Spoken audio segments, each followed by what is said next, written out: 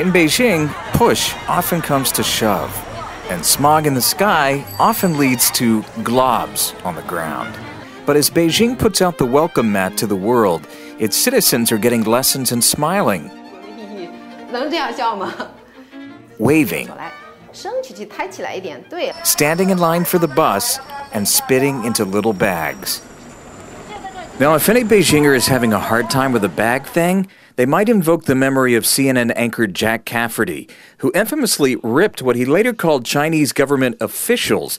But the net effect? A lot of ill will among Chinese, sensitive to Americans nitpicking their ways. I think they're basically the same bunch of goons and thugs they've been for the last 50 years.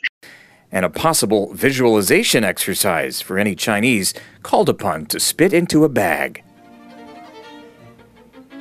The government is framing etiquette training in a classically Chinese way, a pep rally for manners, the Western way. Up to 5,000 volunteers have been lining the streets getting Beijingers to exercise habits that look odd to Westerners. 所以说现在呢，就是中国就是走向了世界大门开以后呢，就是说中西东西都要进来哈，这个所以说我们还要和这个就是说世界接轨，展示文明。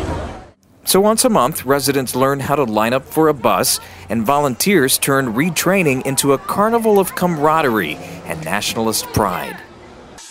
With skits and artist rendering of this moment in time. You could call it a market correction. And why? Because the leaders say so.